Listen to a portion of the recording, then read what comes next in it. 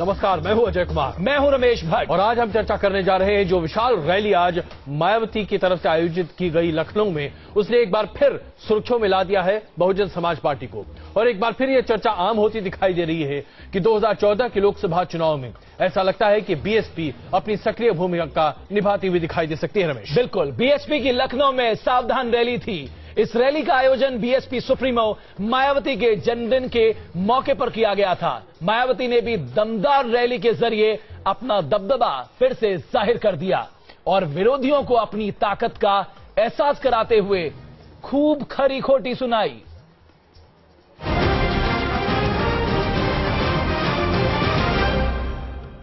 बेटी आप संघर्ष करो, हम आपके साथ हैं। बेटी आप संघर्ष करो, हम आपके साथ हैं। रहे सलामत बहना, यही दुआ है बहना, तुम्हें जन्म दिवस की बधाई है। बीएसपी सुप्रीमो मायावती ने अपने जन्मदिन के मौके पर चुनावी बिगुल बजा दिया।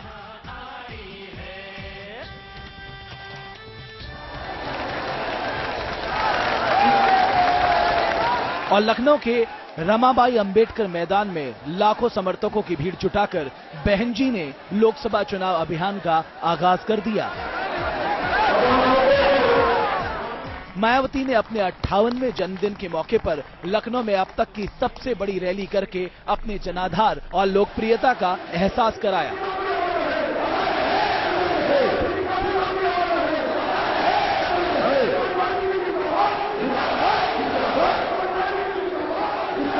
चार राज्यों में हुए विधानसभा चुनाव में बीएसपी कुछ खास नहीं कर पाई थी। बुलाई गई है। दिल्ली में उसके पिछले प्रदर्शन को देखकर उम्मीद जताई जा रही थी कि बीएसपी निर्णायक भूमिका में होगी, लेकिन आम आदमी पार्टी ने बीएसपी की उम्मीदों पर पानी फेर दिया। दिल्ली विधानसभा चुनाव के बाद से पूरे ही देश में आप के नारे लग रहे हैं। ऐसे में लाखों समर्थकों का हुजूम जुटाकर मायावती ने बता दिया कि विरोधी उन्हें कम न आके।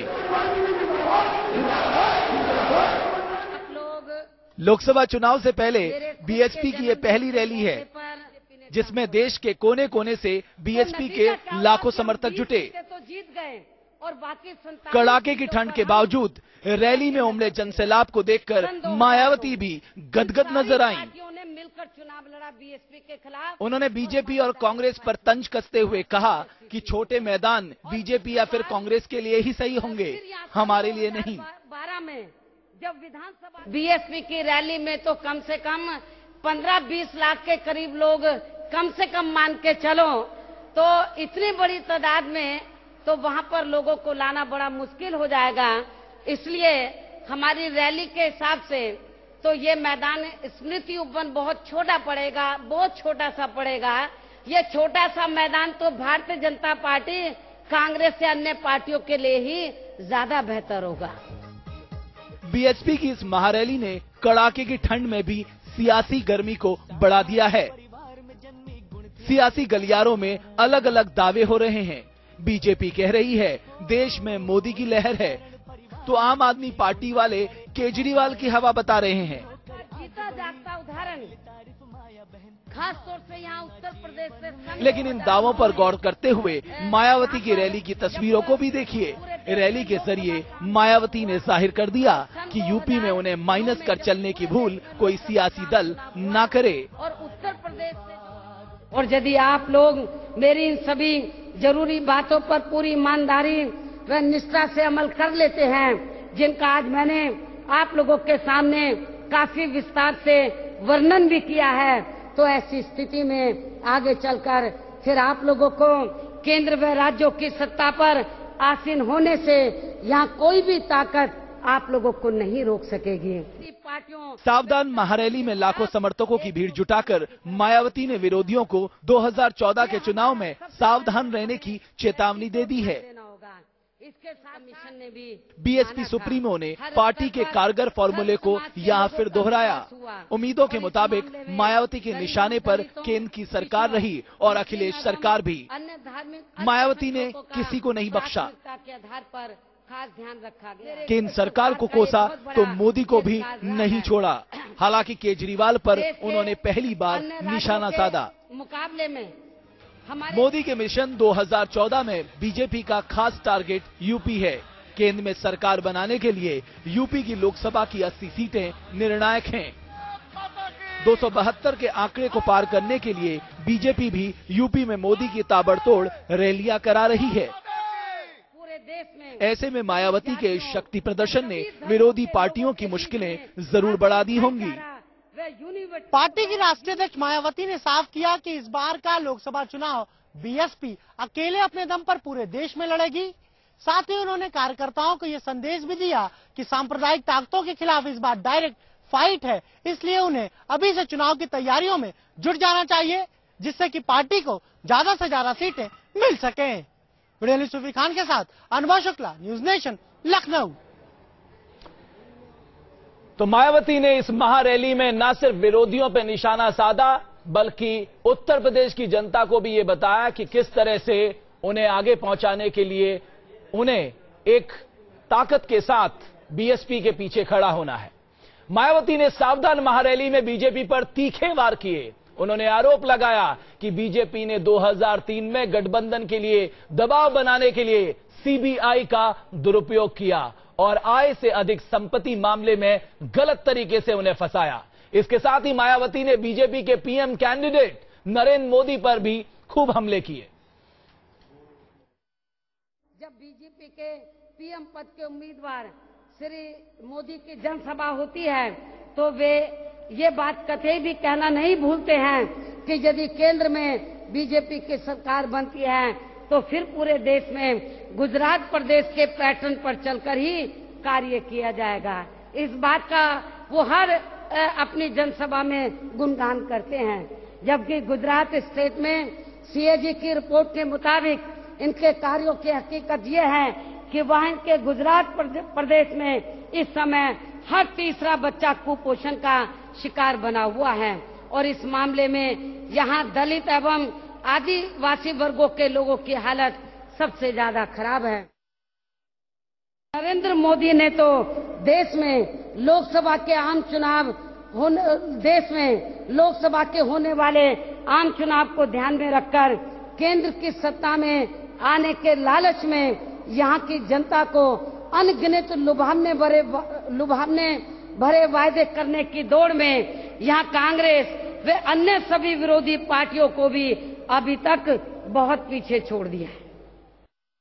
सरदार वल्लभ भाई पटेल, जिन्होंने देश हित में अनेकों महत्वपूर्ण व ऐतिहासिक कार्य किए हैं, वे भी किसी से छिपे नहीं हैं।